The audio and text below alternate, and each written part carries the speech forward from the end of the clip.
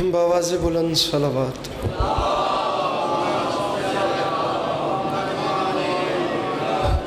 برائے حصول خوشنودی امام حسین علیہ السلام بآواز بلند صلوات۔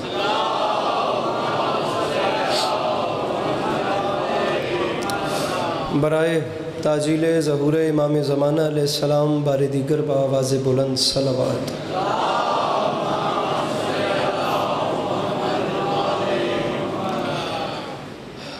اعوذ باللہ من الشیطان الرجیم، بسم اللہ الرحمن الرحیم، الحمدللہ رب العالمین، بارئ الخلائق اجمعین، الصلاۃ والسلام علی النبی الامی المکی المدنی الاتحامی و سید البہی والسراج المضی والکوکب الدری، بارئ الخلائق والسکینہ المدفون بارض مدینہ ابو القاسم محمد بآواز بلند صلوات۔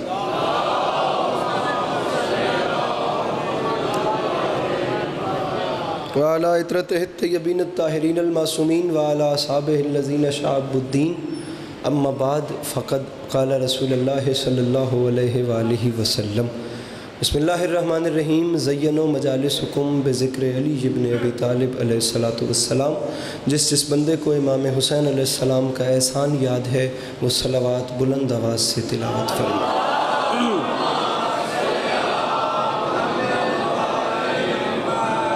دعا ہے پروردگار عالم بانیان مجلس کی تمام حاجات کو پورا فرمائے، اس عزت والے دربار سے کوئی بھی خالی دامن نہ جائے۔ میرے مالک تجھے تیری عزت کا واسطہ اس مشکل وقت میں شیعہ سنی بھائیوں کو اتفاق اور اتحاد کی نعمت سے نواز دے۔ میرے مالک تجھے تیری عزت کا واسطہ ہم لوگوں کو ایک دوسرے کے نظریات کو سمجھنے کی توفیق عطا فرما۔ میرے مالک ہمیں مسلمان بننے سے پہلے انسان بننے کی توفیق عطا فرما۔ میرے مالک ماؤں بہنوں بیٹیوں کے پردے سلامت فرما۔ آمین آمین کہیے گا اگر تکلیف نہ سمجھیں تو۔ بار الہ تجھے واسطہ تیری عزت و عظمت کا اس تمام قرۂ ارض پہ جہاں جہاں بھی وہ لوگ رہتے ہیں جن کی آنکھوں سے بیاد سید الشہداء اشک جاری رہتے ہیں، میرے مالک تجھے واسطہ تیری عزت کا ان لوگوں کو زندگی میں کم سے کم ایک بار کربلا کی زواری نصیب فرما، اور ہم گناہگاروں کی آنکھوں کو وقت کے آخری بادشاہ کی زیارت نصیب فرما۔ تکلیف نہ سمجھیں تو ان تمام تر دعاؤں کی قبولیت کے لیے صلوات تلاوت فرمائیے۔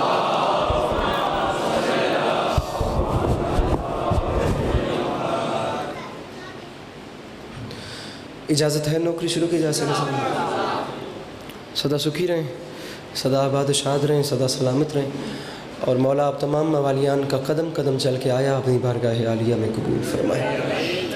اجازت ہے نا نوکری شروع کی جا سکے؟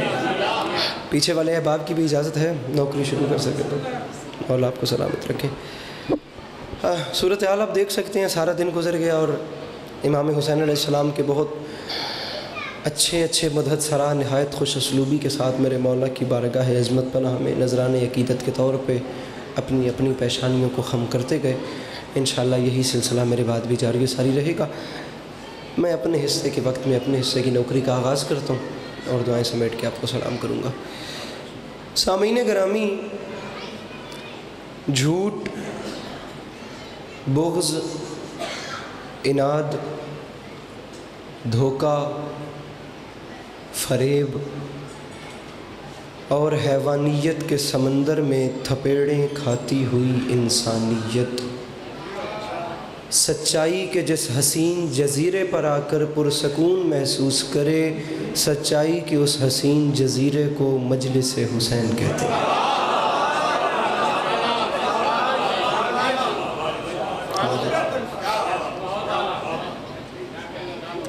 بہت شکریہ۔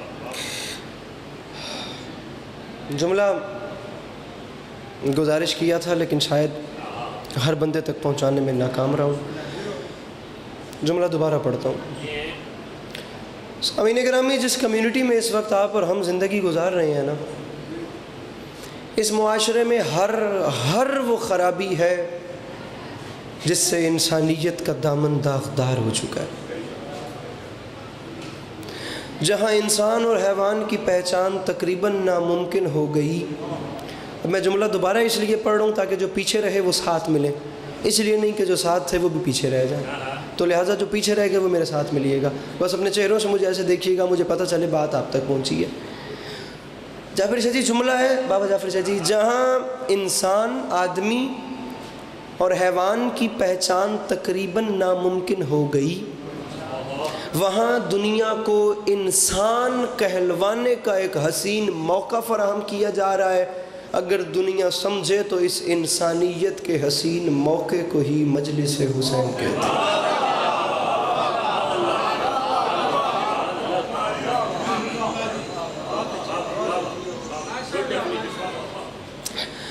سامعین گرامی، مجلس حسین کسی ایک کمیونٹی کی سوغات نہیں، کسی ایک قوم کا کلچر نہیں،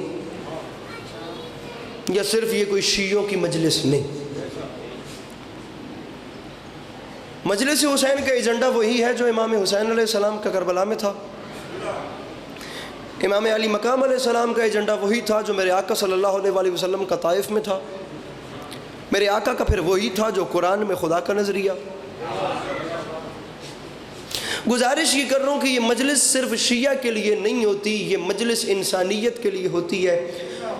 عمر بھائی، میں پہلا جملہ معذرت چاہتا ہوں، اپنی گفتگو کا کر رہا ہوں، خدا نہایت تکلیف میں کھڑا ہوں، ایک نہایت لمبا سفر کر کے آپ کے سامنے آئی ہوں، نہایت شکستہ طبیعت کے ساتھ کچھ پڑھنے کی کوشش کر رہا ہوں۔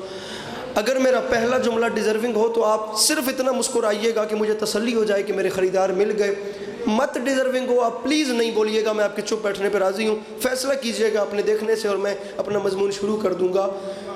پوری دنیا میں اعلان کر رہے ہیں مجلس حسین صرف شیعہ کے آنے کی جگہ نہیں، یا صرف یہ کوئی شیعوں کی مجلس نہیں ہے، یہ باب العلم کا ایک ادارہ ہے جو ابواب شفاعت کی صورت میں کھل چکا ہے۔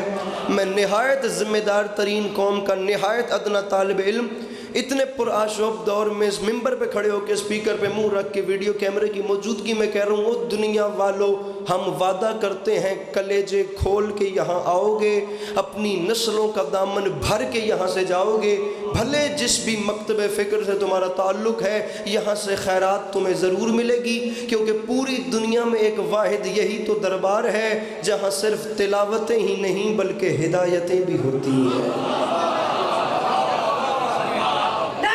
گزارش میری سمجھ میں آ رہی ہے؟ جہاں صرف تلاوتیں نہیں ہوتی، جہاں پر ہدایتیں بھی ہوتی ہیں۔ مسئلہ یہ ہے کہ یہ باب مدینۃ العلم کا دربار ہے، یہاں کی آب و ہوا میں علم و عمل تو ہونا چاہیے۔ اچھا تو انسان ویسے بھی نہیں لگتا کہ انسان باب مدینۃ العلم کو مان کے علم اور تہذیب کا دامن چھوڑ دے۔ آئیے بسم اللہ، میرے مولا کے بہت اچھے ذاکر تشریف لے آئے، بس اب مجھے اشارہ مل گیا کہ میں اپنے مضمون کو کلوز کروں اور مولا کے اچھے ذاکر کو ممبر دوں، اجازت لے کے۔ یہ دربار ہے مولا علی علیہ السلام کا۔ پریشان تو نہیں ہو گئے آپ؟ قطعاً شیعہ سے بات نہیں، پوری مجلس ان احباب کے لیے ابھی پڑھوں گا جن کا تعلق شیعت سے نہیں، وہ احباب بھی اپنے دامن پھیلا کے بیٹھیں یا ویڈیو کیمرے پہ سنیں جن کا تعلق اسلام سے نہیں، جو لبرل لوگ ہیں، ایون جو ایتھیسٹ لوگ ہیں، جو خدا کو بھی نہیں مانتے، ہم بیچارے ان کو بھی دعوت فکر دے رہے ہیں کہ ایک بار یہاں پر آ کے دیکھیں تو صحیح کہ ہم نے کن ہستیوں کو مانا ہے۔ آپ کو تاریخ میں جو بڑی پرسنالٹی ملتی ہے آپ ہمارے سامنے رکھیے، جو ہمارے پاس ہیں ہم آپ کو وہ دکھاتے ہیں کہ ہماری تربیت کن بادشاہوں نے کی ہے۔ بات علی عباس عسکری شروع کر رہے ہیں، قرآن ہر بندے کے گھر میں موجود ہوگا، قرآن کو بھی منسوب کر دیا گیا صرف مسلمانوں کے ساتھ۔ بسم اللہ، قرآن بھی کوئی صرف مسلمانوں کے لیے تھوڑی تھا، قرآن بھی تو بیمار انسانیت کے لیے شفا بن کے آیا تھا، جسے صرف مسلمانوں سے اٹیچ کر دیا گیا کہ یہ مسلمانوں کی کتاب ہے۔ آج اسلام کا دشمن پہلی بات کرتا ہے اسلام کی طرف کیا جانا، اسلام تو صرف مسلمانوں کا ہے، یہ جو کام مسلمان کر رہے ہیں بیچارہ اسلام بیچ میں بدنام ہو گیا۔ حالانکہ اسلام مسلمانوں کے لیے نہیں آیا تھا، اسلام انسانیت کے لیے آیا تھا۔ گزارش میری سمجھ میں آ رہی ہے کہ نہیں آ رہی؟ بھرے قرآن میں خدا ارشاد فرماتا ہے لَقَدْ خَلَقْنَا الْإِنسَانَ فِي أَحْسَنِ تَقْوِيمٍ، انسان وہ ہے جسے ہم نے آسان طریقے سے بنایا ہے۔ آپ ذرا سا آگے چلیے تو وہی ذات ارشاد فرماتی ہے اِنَّا هَدَيْنَاهُ السَّبِيلَ إِمَّا شَاكِرًا وَإِمَّا كَفُورًا، انسان وہ ہے جسے ہم نے ہدایت سبیل کر کے دنیا میں بھیج دیا. بات مجھے دوسری طرف نہیں لے کے جانی, ان 2 آیات کو لے کے چلنا ہے. پہلے ہم نے اس انسان کو احسن طریقے سے بنایا, پھر ہم نے اسے اتھارٹیز دے کے دنیا میں بھیج دیا. اب سامعین گرامی وہ ذات ارشاد فرماتی ہے جس انسان کو ہم نے دنیا میں بھیجا, ظاہراً اس کو ہم نے ایک جسم تو عطا کیا, یہ ایک چھوٹی سی جسامت رکھنے والا انسان تو ہے, لیکن اگر اپنے اندر, مجھے دیکھیے گا, اگر اپنے اندر یہی انسان جھانک کے دیکھے تو یہ جو چھوٹی سی باڈی ہے نا, اس میں ہم نے ایسا ایسا کمال دھر دیا, ہم نے اس میں ایسا ایسا کمال بھر دیا کہ اٹلانٹک اوشنز اس کے کمالات کے سامنے چھوٹے, ہم نے ایسا ایسا کمال رکھ دیا کہ ماؤنٹ ایوریسٹ اس کے کمالات کے سامنے چھوٹا, بلکہ یہ جہان کے چھوٹے چھوٹے کونے کیا, یہ دونوں عالم اس کے کمالات کے سامنے چھوٹے پڑ جاتے ہیں. یہ چھوٹی سی باڈی ہے لیکن اس میں کمال بڑے بڑے ہم نے رکھ دیے. ہم نے اس انسان کو خلق کرنے کے بعد ایسی ایسی کوالٹیز اس میں ڈال دی ہیں, وہ جس کوالٹی کو ڈیولپ کرے گا وہ اس میں اوج کمال کو پہنچے گا. اب انسان نے کیا کیا, انسان نے اپنے اندر ڈھونڈنا شروع کیا کہ کون سا وہ کام ہے جو صرف میں کر سکتا ہوں اور مجھ سے اچھا کوئی نہیں کر سکتا. انسان کو جب وہ جوہر جستجو گمگشتہ جوہر پیدا ہوئی تو انسان نے اپنے اندر سے ڈھونڈنا شروع کیا. کچھ نے جلدی ڈھونڈ لیا, کچھ کو 70 سال لگ گئے, انہیں پتہ ہی نہیں چلا کہ ہم دنیا میں کرنے کیا آئے تھے اور ہم دنیا میں کر کیا سکتے ہیں اور ہمیں دنیا میں کرنا کیا آتا ہے اور ہم دنیا میں کر کیا رہے ہیں. آپ معذرت کے ساتھ بہت زیادہ تھکے ہوئے لوگ ہوں گے, آپ بہت زیادہ بور ہو رہے ہوں گے, آپ تشریف لے کے جا سکتے ہیں, لیکن بات مجھے یہی کرنی ہے. پڑھے لکھے نوجوان سے میری بات ہے, یہ پورا امام بارگاہ خالی بھی ہو جائے نا, ایک جوان میرے سامنے میری بات کو حاصل کرنے کے لیے بیٹھ جائے, خدا کی قسم میرا ضمیر میرے خدا کے سامنے مطمئن ہے. میں کوئی لالچ نہیں رکھ رہا, اوپر خدا نیچے قبر ہے. میں مظلوم کی خوشنودگی کے لیے مجلس پڑھتا ہوں, کبھی ذاتی ریکوائرمنٹ نہیں رکھی, لیکن یہ بندے ہوئے ہاتھوں کی لاج رکھنا. جملہ کہہ رہا ہوں, اس ساتھ گئے تو میرا سامان سفر کیا, میرا توشہ آخرت مل جائے گا. اب انسان نے اپنے اندر سے ڈھونڈنا شروع کیا, انسان کو سے وہ کوالٹیز ملی جس پہ وہ کام کر سکتا تھا اور اس میں وہ اوج کمال کو پہنچا. انسان کو اس کی صلاحیت ملی, اب اس نے محنت شروع کی. وہ ابتدائی مراحل سے ارتقائی مراحل تک آیا, ارتقائی مراحل سے انتہائی مراحل تک آیا, اس نے کام کرنا شروع کیا. اب آپ دنیا میں نگاہ دوڑا کے دیکھیے, آپ کو بڑے سے بڑا بندہ ملے گا, آپ کو بڑے سے بڑا جج ملے گا, بڑے سے بڑا عالم ملے گا, بڑے سے بڑا فٹ بال کا پلیئر ملے گا, بڑے سے بڑا کرکٹر ملے گا, بڑے سے بڑا ریسائٹر ملے گا, بڑے سے بڑا ڈیبیٹر ملے گا, بڑے سے بڑا بیرسٹر ملے گا, بڑے سے بڑا فلاسفر ملے گا, بڑے سے بڑا انجینئر ملے گا, آپ کو بڑے سے بڑا سائنٹسٹ ملے گا. مطلب انسان نے اپنا کام ڈھونڈا نا, میں کیا کر سکتا ہوں, انسان نے اس پہ کام شروع کر دیا اور وہ 7ویں آسمان, جابر سے جی وہاں تک چھوتا ہوا چلا گیا. اس نے ڈھونڈا, اسے کوالٹی ملی, اس نے اس پہ ورک شروع کر دیا. جب خالق نے یہ چیز دیکھی تو اس نے ساتھ ہی ارشاد فرما دیا, او انسان, ہم نے تجھے اتھارٹیز تو دے دی ہیں, لیکن کل انہی کوالٹیز کی بنا پر جب تو نے کچھ بننا ہے نا, تو تو نے اتنے پر مارنے ہیں کہ کل تو نے ہمارے مقابلے میں آ کے کھڑا ہو جانا ہے. اب ہم تجھے کنٹرول کرنے کے لیے تیری فطرت میں ایک چیز رکھیں گے, وہ تیری نیچر نہیں ہوگی, وہ تیرے گلے میں پھندا ہوگا. ہم اسے فطرت کہیں گے اور فطرت کے تقاضے تجھے پورے کرنے پڑیں گے. جو فطرت کہے گی وہ تجھے ماننا پڑے گا. ہم فطرت اس لیے بنا رہے ہیں کہ تجھے یاد رہے کوئی طاقت تیرے اوپر بھی ہے. اب فطرت کہے گی تو تجھے بھوک لگے گی, فطرت کہے گی تو تجھے پیاس لگے گی, فطرت کہے گی تو تجھے تھکاوٹ محسوس ہوگی, فطرت کہے گی تو تجھے نیند بھی آئے گی. میرا بھائی ہاتھ کھولیے گا. فطرت کہے گی تو تجھے کھانا کھانے کی نیڈ محسوس ہوگی, فطرت کہے گی تجھے دکھ محسوس ہوگا, فطرت کہے گی تجھے تکلیف محسوس ہوگی. یہ فطرت کے تقاضے تجھے پورے کرنے ہیں. ایسے ہی ہم فطرت کا ایک تقاضا بنا رہے ہیں, تو جس کوالٹی پہ کام کرے تو 7ویں آسمان کو پہنچے گا, لیکن ہم تیرے اندر کنٹرول کرنے کے لیے پھندا کچھ ایسا ڈالیں گے کہ تو ایک وقت میں ایک کوالٹی کو ڈیولپ کر سکے گا. تو ایک وقت میں کبھی بھی 2 کوالٹیز پہ کام نہیں کر سکتا.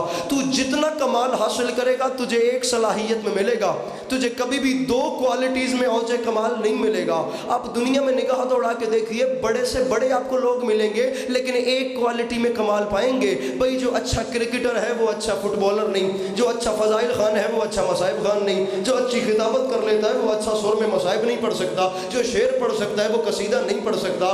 بھئی جو شیشہ گھر ہے وہ کوزہ گھر نہیں, جو عالم ہے وہ خطیب نہیں, جو خطیب ہے وہ شاعر نہیں, جو شاعر ہے وہ جج نہیں, جو جو جج ہے وہ پولیس والا نہیں، جو پولیس والا ہے خدا کی قسم وہ کوئی اچھا پہلوان نہیں، اب جس کا کام پہلوانی ہے وہ اچھا پیش امام نہیں، جو پیش امام ہے وہ فلاسفر نہیں، جو فلاسفر ہے وہ انجینئر نہیں، جو انجینئر ہے خدا کی قسم وہ سائنٹسٹ نہیں، جو سائنٹسٹ ہے وہ عالم نہیں، جو عالم ہے وہ خطیب نہیں، جو خطیب ہے وہ اچھا جج نہیں، جو اچھا جج ہے وہ اچھا لائر نہیں۔ مر کھپ کے انسان آخری صف تک کا بندہ سر اٹھائے یار، مر کھپ کے بابا جابر شاہ جی انسان اپنی ایک کوالٹی کو ڈیولپ کر سکتا ہے۔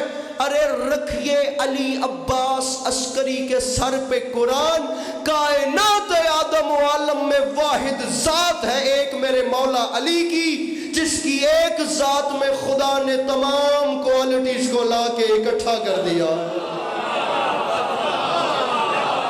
گزارش میری سمجھ میں آ رہی ہے کہ نہیں آ رہی ہے؟ واحد ذات ہے میرے مولا علی کی۔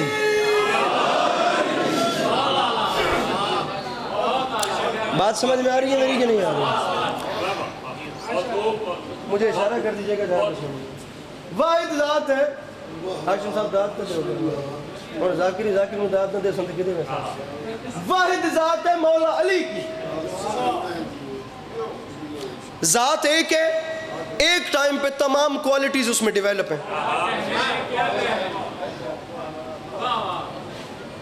سر جی کہیں بھاگ کے جانے والا دور ہے؟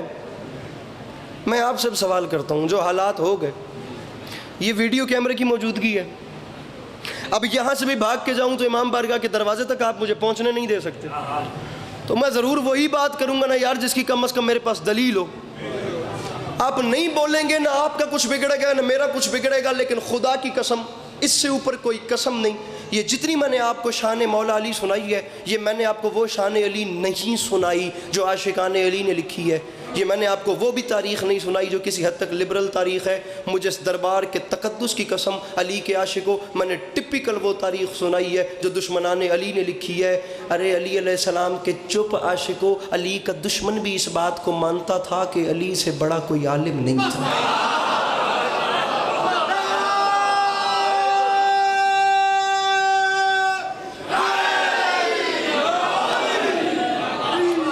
علی علیہ السلام سے اچھا کوئی اب جی کیا صورتحال ہے؟ اب آپ ہم سے ہر حوالے سے بہتر ہیں، جتنی کنٹروورشل باتیں مولا علی علیہ السلام کو لے کے ہیں، میں ممبر پہ اعلان کروں، مجھے اندازہ ہے کہ میں بیٹھک میں نہیں، میں ممبر پہ ہوں۔ ہر مکتب فکر کے بندے کے لیے بات ہے، یہ مجلس کے شروع میں کہا ہے، پل صراط سے گزرنا پڑ رہا ہے۔ جتنی کنٹروورشل باتیں مولا علی کو لے کر ہیں وہ خلافت علی پہ ہو سکتی ہیں کہ علی پہلے خلیفہ تھے یا چوتھے تھے، جس نے جہاں مانا، یہ کنٹروورشل باتیں خلافت علی پہ ہیں، ورنہ علی علیہ السلام کا دشمن بھی اس بات کو مانتا تھا کہ علی سے بڑا کوئی کریم نہیں تھا۔ علی محراب میں تھے تو ان سے بڑا کوئی نمازی نہیں تھا، علی میدان میں تھے تو ان سے بڑا کوئی جنگجو نہیں تھا، علی کے در پہ کوئی آ گیا تو کہیں وہ کبھی خالی نہیں گیا، علی ممبر پہ تھے تو علی سے بڑا کوئی خطیب نہیں تھا، علی فیصلہ کر رہے ہیں تو علی سے بڑا کوئی جج نہیں تھا۔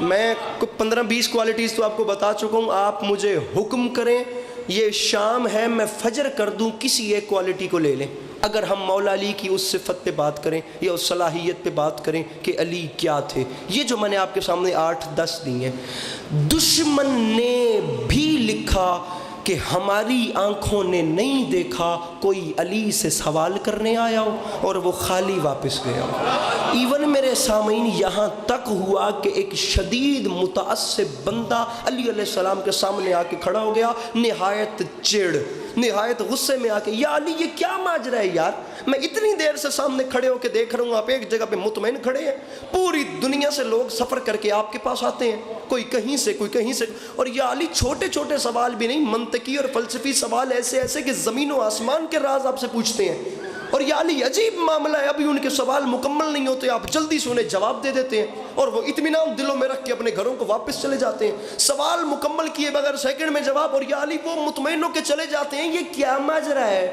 ارے یا علی تھوڑی دیر رکا کریں، ٹھہرا کریں، سوچا کریں، فکر کیا کریں، یا علی تحمل سے جواب دیا کریں، عجیب نہیں لگتا فوراً بول دیتے ہیں جمال کے رخ پہ جلال آ گیا، گلاب سیرت کا چہرہ گلاب صورت ہو گیا۔ سوال کرنے والے کی آنکھ میں آنکھ ڈال کے میرے مولا نے مسکرا کے فرمایا جاہل کتنی انگلیاں ہیں تیرے دائیں ہاتھ کی؟ کہنے لگا 5۔ علی نے کہا سوچا کیوں نہیں؟ اس نے کہا بھلا یہ بھی کوئی سوچنے کی بات ہے، میرا ہاتھ ہر وقت میرے سامنے ہوتا ہے۔ سرکار مسکرا کے فرماتے ہیں جاہل تجھ میں اور علی میں یہی تو فرق ہے، تیرے سامنے تیرا ہاتھ ہے، میرے سامنے پوری کائنات ہے۔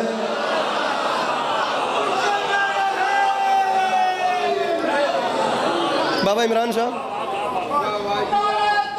نہیں آئی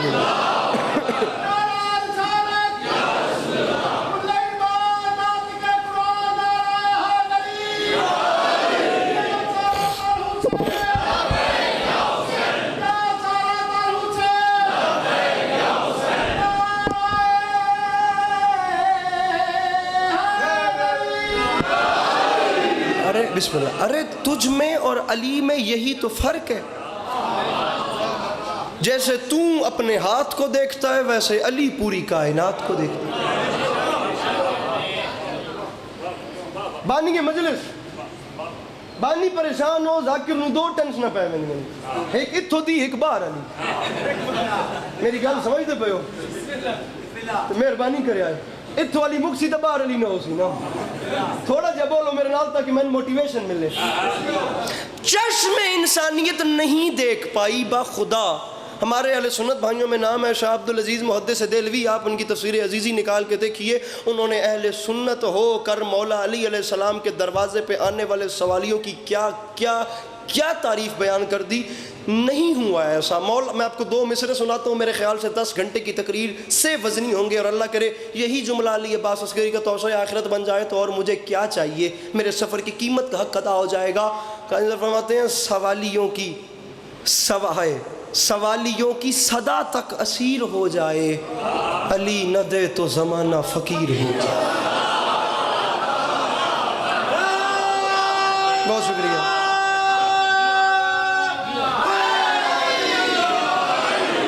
ارے زمانہ فقیر، اور آپ اس چیز کا اندازہ لگائیں 36 ہجری ہے، جمعہ کا دن ہے، کوفے کی مسجد ہے، مسجد کا ممبر اور ممبر پہ علی، چشم انسانیت دیکھ رہی ہے۔ ارے جو چاہو پوچھو، جو چاہو مانگو، اس سے پہلے کہ تم ہمیں کھو دو۔ ویسے میں تو آپس دی گل دساں، میں ڈھیر مجلساں تواڈے پڑھ چکے ہیں، اج پہلی بار انج ہوندا پیا کہ بندے مجلس بھی سنتے پے تے نیندر بھی پوری کریں گے۔ اب جب اتنا بڑا اتنا بڑا دعویٰ ہوگا، بابا سچ ہے جی، میرے محترم تشریف لائیے، جب اتنا بڑا دعویٰ ہوگا بیچ میں سے کوئی نہ کوئی تو اٹھے گا۔ وہ یہودی عالم کھڑا ہو گیا، اس نے کہا علی نے سوال کیا، چلو علی کو علی سے جواب تو لیں، سوال کریں علی سے۔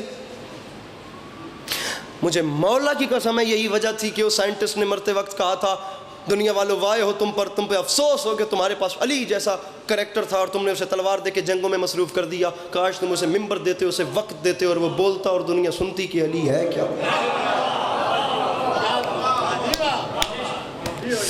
یہودی کھڑا ہوا، اس نے پہلا سوال کیا، یا علی میرا آپ سے سوال ہے۔ اب سوال کا پیرایا بھی دیکھیے گا، یہ سوال ہم اپنے ٹیچر سے نہیں کر سکتے، والدین سے نہیں کر سکتے، معذرت کے ساتھ ایسے ایسے سوال علی علیہ السلام کے سامنے آئے تھے۔ یا علی آپ کا خدا سب کچھ دیکھتا ہے؟ بابا جی میرے محترم سامعین، علی فرما رہے ہیں جو چاہو پوچھو، جو چاہو مانگو، بیچ مجمع سے یہودی کھڑے ہو کے سوال کر رہا ہے یا علی آپ کا خدا سب کچھ دیکھتا ہے؟ سینے عطر پہ ہاتھ مار کے میرے امام نے مسکرا کے فرمایا میں علی کہہ رہا ہوں کچھ ایسا ہے جو میرا خدا بھی نہیں دیکھتا۔ اب اپنے تو اپنے تھے، بیگانے تمام کی آپس میں کونیاں چلیں، یہ علی نے آج کیا کہہ دیا، وہ کیا چیز ہے جسے خدا بھی نہیں دیکھتا۔ جب تمام چہروں پہ پریشانی دیکھی تو میرے امام نے سینہ عطر پہ 3 بار ہاتھ مار کے مسکرا کے خطیب ممبر سلونی نے اس یہودی کی آنکھ میں آنکھ ڈال کے فرمایا او یہودی عالم سن، سمجھ، یاد رکھ، میں علی اعلان کر رہا ہوں میرا اللہ خواب نہیں دیکھتا۔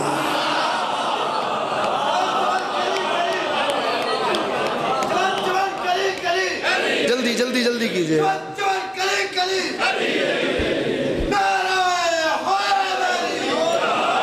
اس یہودی کا دوسرا سوال سنیے، میں ممبر چھوڑوں. یا علی، آپ کے رسول کی ایک حدیث سمجھ میں نہیں آ رہی. وہ فرما گئے تھے کنت نبیا وآدم بین الماء والتین، میں اس وقت بھی نبی تھا جب آدم مٹی اور پانی کے پروسیس میں تھے. صحیح بات. علی فرماتے ہیں ٹھیک ہی تو ہے، اس میں کیا غلط ہے؟ فرمایا اگر اس وقت بھی تھے، صرف نبی نہیں تھے، تو پھر یہ رہتے کہاں تھے؟ علی فرماتے ہیں یہ تیرا سوال ہے جو تجھے سمجھ نہیں آ رہا. اگر تب بھی تھے تو رہتے کہاں تھے؟ علی فرماتے ہیں پوچھا ہے تو سن. فرماتے ہیں اللہ نے سب سے پہلے اپنے حبیب کے نور کو خلق کیا، اس کے بعد اللہ نے اپنی قدرت کاملہ سے کچھ حجاب بنائے. ان حجابوں میں اللہ نے اپنے حبیب کے نور کو 1000 سال تک رکھا. ہر حجاب میں میرے آقا کا نور اللہ کی تسبیحیں کرتا رہا.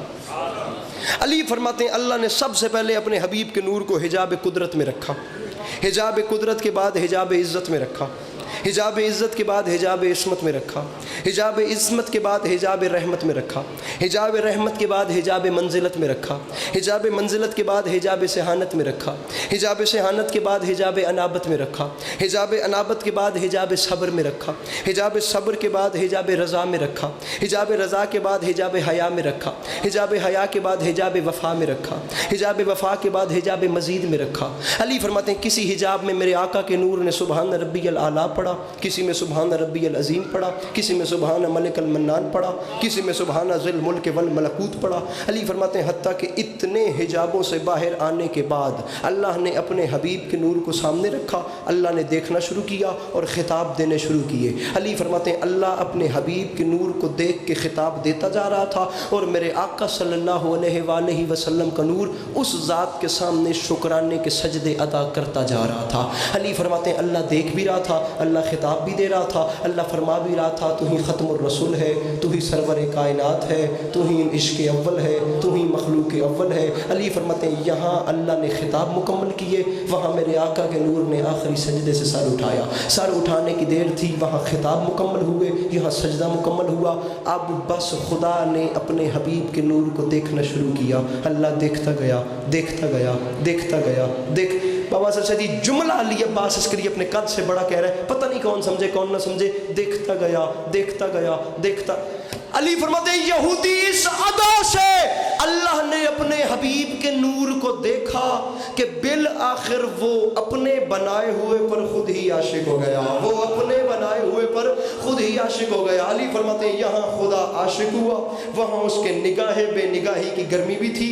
تو میرے آقا صلی اللہ علیہ وآلہ وسلم کے جسم پاک سے 1,24,000 پسینے کے قطرے بہے. علی فرماتے ہیں 1,23,999 پسینے کے قطرے گرنے کی دیر تھی. اللہ نے اپنے حبیب کے پہلے پسینے کے قطروں کو ضائع کرنا مناسب نہیں سمجھا. اللہ نے تمام پسینے کے قطروں کو اکٹھا کر کے ایک قطرے کے بدلے میں ایک نبی خلق کر دیا.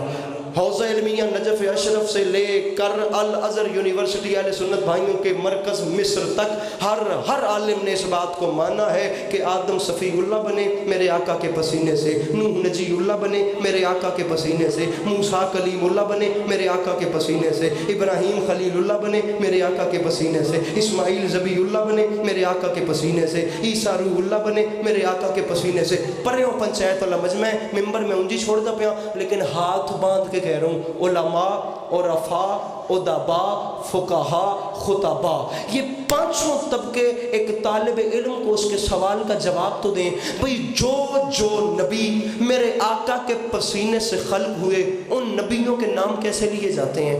آدم علیہ السلام، نوح علیہ السلام، موسیٰ علیہ السلام، عیسیٰ علیہ السلام. ارے تیرے پاس سوچنے کا وقت ہی نہیں یار. بھئی جو نبی میرے آقا کے پسینے سے بنے وہ تو علیہ السلام ہوتے ہیں، اور جو رسول کے خون سے بنے وہ رضی اللہ کیسے ہوتے ہیں؟ گزارش میری سمجھ میں آ رہی ہے کہ نہیں آ رہی؟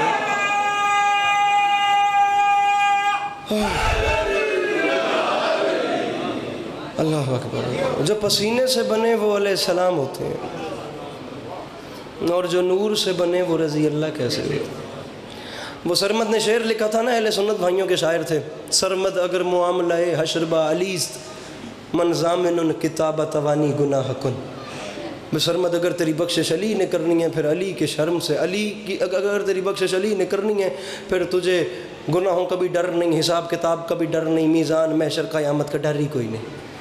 اہل سنت بھائیوں میں یہ عقیدہ پڑھا جا رہا ہے۔ تو سرمد کہتے ہیں میں رات کو سو گیا اور میں نے خواب میں مولا علی علیہ السلام کی زیارت کی، اور میں نے وہاں مولا علی کو شعر سنایا، اور علی علیہ السلام نے شعر سن کے کہا سرمد پہلا مصرع تو ٹھیک ہے لیکن دوسرے میں ترمیم کر، کام ٹھیک نہیں ہو رہا۔ اس نے کہا مولا آپ بتائیں آپ کیا کروں؟ سامعین گرامی نہج بلاغہ کھولیے گا، امام کے خطبات کے بعد امام کے خطوط پڑھیے گا، آپ کو پتہ چلے گا کہ میرے مولا کے مکتوبات کیسے تھے، یا مولا علی لٹریچر کیسی لکھتے تھے۔ علی علیہ السلام سے بڑا قلمکار کون ہوگا؟ اب یہی تو بتا رہا ہوں کہ جو کوالٹیز علی میں تھیں وہ ایک ٹائم میں ڈیولپ تھیں، ہر کوالٹی۔ اب اس پہ گرا علی علیہ السلام نے، لگائی مصائب۔ اس کے بعد میں اپنا شروع کر رہا ہوں۔ سرمد تو نے شعر لکھا ہے اگر بخشش علی نے کرنی ہے نا پھر گناہوں کا ڈر ہی کوئی نہیں۔ میں تیرا شعر تبدیل کر رہا ہوں، مولا آپ حکم فرمائیں۔ فرماتے ہیں سرمد اگر معاملہ حشر با علیست، شرمز رخ علی کن و کم تر گناہ کن۔ سرمد اگر تیری بخشش علی نے کرنی ہے پھر علی کی شرمندگی سے گناہوں کو چھوڑ دے۔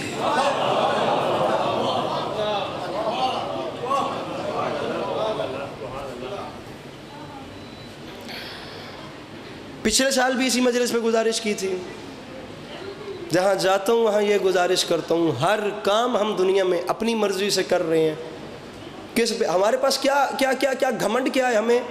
ہم علی والے ہیں، اور بہت کم لوگ اس بات کو جانتے ہیں سامعین گرامی کہ جب آپ علی ولی اللہ پڑھ لیتے ہیں نا، جب آپ کے نام کے ساتھ علی والا لکھا جاتا ہے پھر چوڑا نہیں ہونا ہوتا، پھر آپ کی رسپانسبلٹیز بڑھ جاتی ہیں۔ بدبخت ہے وہ آدمی جو اپنے آپ کو علی والا سمجھ کے کسی کے منہ پہ تھپڑ مارنے کی اتھارٹی رکھتا، کسی کا گریبان پکڑنے کی یا کسی کو گالی دینے کی۔ چھوٹی سی مثال دے رہا ہوں، امید ہے آپ لوگ ناراض نہیں ہوں گے۔ انکل جعفر، بابا اسد شاہ جی، گالی دینا حرام ہے؟ حرام ہے نا؟ باہر گلی میں دیں گے تو گناہ ہے، امام بارگاہ میں دیں گے اور بڑا گناہ ہے، امام حسین علیہ السلام کے روضے میں کھڑے ہو کے گالی دیں گے اور بڑا گناہ ہے۔ ناچنا گناہ ہے نا؟ حرام ہے۔ باہر گلی میں ناچیں گے بہت بڑا گناہ ہے، مسجد میں کھڑے ہو کے ناچیں گے اس سے بھی بڑا گناہ ہے، خانہ کعبہ میں کھڑے ہو کے ناچیں گے سامعین گرامی اس سے بھی بڑا گناہ ہے۔ ناراض نہیں ہوئیے گا، یہ حقیقت ہے میرے شیعہ سنی احباب، کسی کے ساتھ زیادتی کرنا گناہ ہے۔ علی ولی اللہ پڑھ کے کرنا اور بڑا گناہ ہے، سید ہو کے کرنا اور بڑا گناہ ہے۔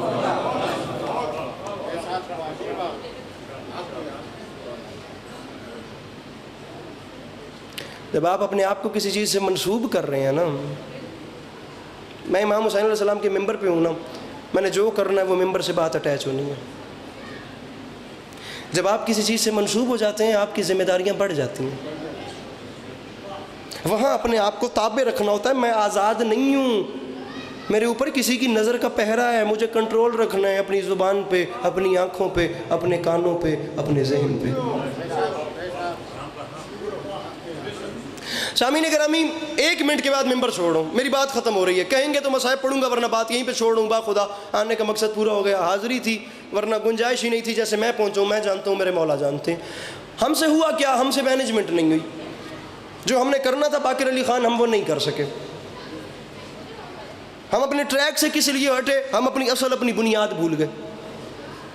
ہر بندہ اس مجلس میں موجود ہے جس نے اگلے 10 دن کے، اگلے 2 مہینوں کے، اگلے 6 مہینوں کے، ایون اگلے 10 سال کے اپنے بچوں کے فیوچر پلان کر کے رکھے ہوئے ہیں۔ میں نے وہاں جانا ہے، میں نے وہاں جانا ہے، میں نے وہاں سے پراپرٹی لینی ہے، مجھے اس بچے کو وہاں سیٹل کرنا ہے۔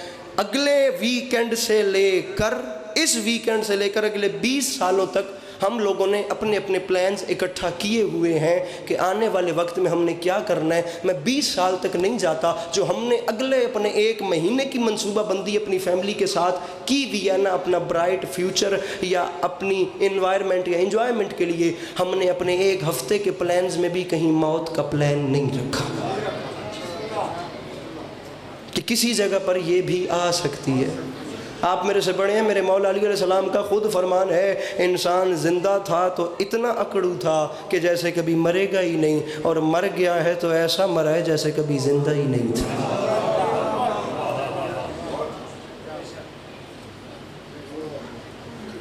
ہم نے چھوڑ دیا نا، ہم نے مینجمنٹ میں موت کو نہیں دیکھا کہ یہ کسی وقت بھی آ سکتی ہے، میری اس کے لیے کیا تیاری ہے، یا میں کیا کر رہا ہوں، یا جب یہ آ گئی میرا یہ راستہ چھوٹ کے دوسرے مکمل جہان ہی اور ہو جائے گا، تو اس راستے کے لیے میری کیا تیاری۔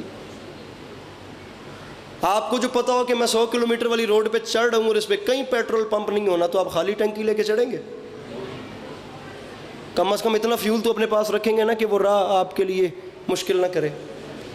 جہاں برزخ کا سفر نام ہے، جہاں مصیبتیں ہیں سامعین گرامی، جہاں عذاب ہے، جہاں حساب کتاب ہے، جہاں دنیا کا سب سے بڑا جج آپ سے سوال کرے گا، ہم وہاں کیا کریں گے؟ مسئلہ صرف اتنا ہے۔ 4 مصرے پڑھ کے آپ کو سلام کر رہا ہوں۔ منور رانا کا شعر ہے، تھکن کو اوڑھ کے بستر میں جا کے لیٹ گئے، ہم اپنی قبر مقرر میں جا کے لیٹ گئے، تمام عمر ہم ایک دوسرے سے لڑتے رہے، مگر مرے تو برابر میں جا کے لیٹ گئے۔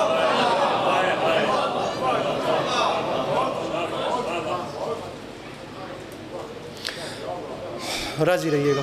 قبیلہ بربر کا ایک فرد روایت کرتا، میں عامل تھا، ناراض بھی نہیں ہوئیے گا، کوئی بات ناگوار گزر گئی ہو تو اس کی معذرت چاہتا ہوں۔ میں عمل کرتا تھا، میں چلے کاٹتا تھا، میں نے ایک بار عمل کیا، میری ظافر جن سے ملاقات ہوئی، میں نے ظافر جن سے سوالات شروع کیے، ظافر بتائیں کربلا میں وہاں کیا ہوا، وہاں کیا ہوا، وہاں کیا ہوا۔ خطیب اکبر مرزا اطہر صاحب کی کتاب سے یہ تمام جملے پڑھ رہا ہوں۔ جب اس کے سوال مکمل ہو گئے تو اس نے کہا، ظافر اب میں آپ سے پوچھتا ہوں، مجھے آپ بتائیں کربلا کے میدان میں کوئی ایسا وقت جو آپ پہ بھی کڑا گزرا ہو۔ اب ظافر جن فرماتے ہیں، ہوں میں جن، لیکن کربلا کے میدان میں ایک موقع ایسا بھی تھا جہاں میری اپنی روح کانپ گئی۔ ظافر ذرا بتائیے کربلا میں آپ کو کہاں تکلیف پہنچی؟ جابر شجی جملہ۔ ظافر فرماتے ہیں، ہوں جن، لیکن جہاں میری روح کانپی وہ پہلا منظر ہی حسین کی تنہائی کا تھا۔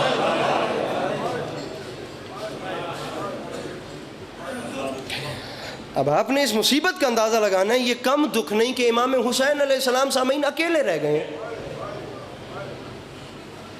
اب میرے مولا کا چارہ ساز پاس کوئی نہیں ہے، نہ جناب علی اکبر علیہ السلام، نہ جناب ابی الفضل العباس علیہ السلام، نہ جناب قاسم علیہ السلام، کوئی نہیں، اکیلے رہ گئے۔ ظافر فرماتے ہیں، یہ وہ موقع تھا جب میں کربلا میں پہنچا، اور حالت یہ تھی کہ 9 لاکھ حسرہ تھا۔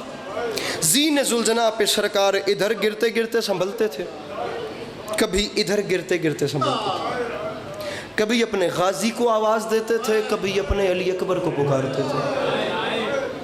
جواب میں کوئی بولتا، میر انیس کا ایک مصرع، صرف ایک مصرع، اس مصرع کو سمجھنا ہے۔ یہ اس امام حسین کی تنہائی کو جیسے میر انیس علیہ الرحمہ نے دیکھا ایسے کسی نے نہیں دیکھا۔ یہ ایک مصرع خدا کی قسم پورا مرثیہ، پورا مرثیہ، یہ ایک مصرع۔ انیس فرماتے ہیں، جب بالکل حسین اکیلے رہ گئے نا اور کوئی مددگار نہیں ہے، اس وقت نہر علقمہ کی جانب رخ انور کا رخ کر کے امام نے جناب ابی الفضل العباس کے لاشے کی طرف دیکھ کے ایک عجیب فکرہ کہا۔ انیس فرماتے ہیں، حسین علیہ السلام کی چیخ نکلی، رو کے فرماتے ہیں، غازی افسوس کہ تو نے میری تنہائی نہ دیکھی۔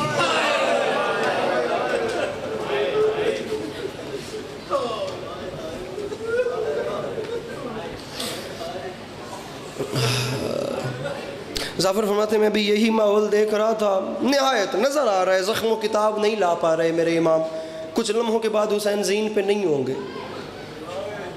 حسین پہ یہ عالم میں تنہائی ہے۔ ظافر فرماتے ہیں، اس وقت ملعون ابن سعد نے اعلان کیا، جلدی کرو حسین کے خیموں کو لوٹ لو۔ کمر کے بل کو سیدھا کیا، میرے امام کھڑا، اور یہ کرنا پڑتا ہے، خدا کی قسم ہمت دکھانی بڑا مشکل ہے، خدا کی قسم شعر کہنا آسان بات نہیں، لیکن کبھی کبھی مولا ایسا کرم کرتے ہیں پورا مصرع اتر جاتا ہے۔ مجھے لکھنا نہیں آتا، کوئی 2 دن پہلے ایسے شعر اتر گیا، جہاں پڑا خدا کی قسم قیامت بن گئی۔ یہ 18 جیٹھ والے دن میری مخدومہ نے عطا کر دیا، ورنہ میں تو حقدار ہی نہیں ہوں۔ کمر کا بل حسین بادشاہ کا سیدھا ہوا، وہ جب خیموں کو لوٹنے چلے تو اسی چیز پہ مجھے ایک مصرع یاد آ گیا، یہ 2 دن پہلے، بالکل تازہ شعر ہے۔ مصرع کمر جو ٹوٹ چکی تھی جواں کے لاشے پر، اسے تبسم اصغر نے پھر بحال کیا۔ کمر کے بال کو سیدھا کیا میرے امام نے، فرمایا جتنی دیر تک میں زندہ ہوں میرے خیموں کی جانب کوئی دیکھے نہیں۔ تم نہیں جانتے ان خیموں میں میرے پردہ دار موجود ہیں، اور پردہ دار بھی وہ جو تمہارے رسول کی اولاد میں سے ہیں۔ تمہیں شرم نہیں آتی؟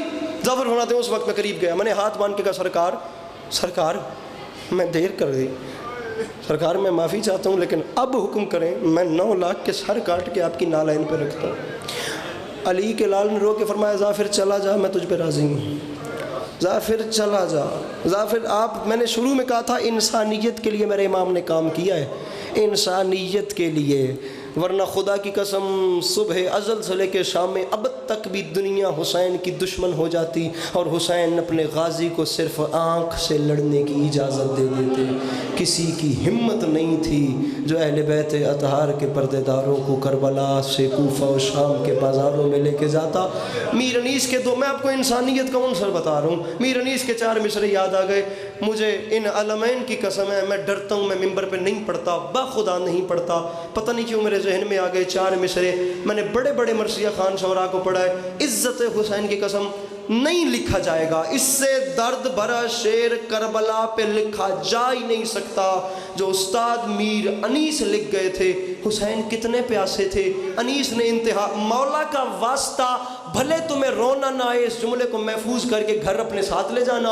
علی عباس عسکری وعدہ کر رہا ہے رات بستر پہ کروٹیں بدلو گے تو یہ مصرع اپنا اثر دکھائے گا اور کلیجہ تڑپے گا۔ انیس فرماتے ہیں کتنے پیاسے تھے حسین میں نہیں جانتا، جو مجھے سمجھ میں آیا میر ببر علی انیس فرماتے ہیں بے کسی کا شہ کی چرچا رہ گیا، مجرئی مہما پیاسا رہ گیا۔ انیس فرماتے ہیں اس قدر تھا خشک حضرت کا گلا، خنجر قاتل بھی پیاسا رہ گیا۔ بیٹھا ہے کوئی مشکل بات سننے والا؟ ارے اس قدر تھا خشک حضرت کا گلا، خنجر قاتل بھی پیاسا رہ گیا۔ عصر تک سب فوج پہنچی خلد میں، صاحب لشکر اکیلا رہ گیا۔ میرے امام اکیلے رہ گئے، ظافر قریب آئے، مولا میں مدد کروں؟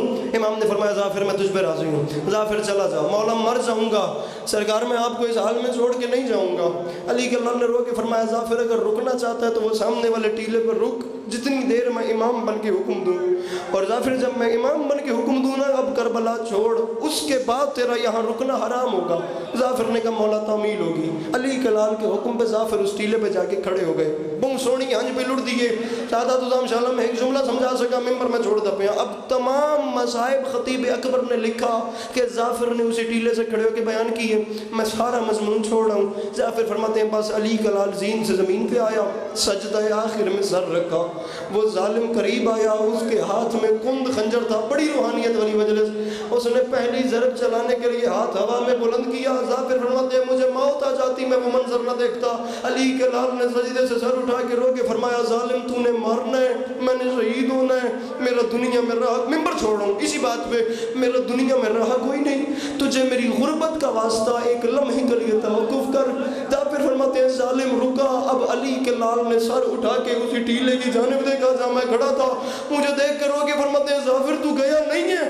میں نے کہا مولا مر جاؤں گا، آپ کو چھوڑ کے جاؤں گا نہیں۔ بابا جی ظافر کہتا ہے چیخ نکلی میرے امام کی، اور رو کے فرماتے ہیں ظافر امام بن کے حکم دے رہا ہوں جلدی کر، اب کربلا چھوڑ۔ اس کی وجہ یہ ہے میری ماں اپنے بال کھول کے کربلا کی زمین سے پتھر صاف کر رہی ہے، ظافر میری غیرت گوارا نہیں کرتی، اور ظافر میری ماں میرے لاشے پہ آ رہی ہے۔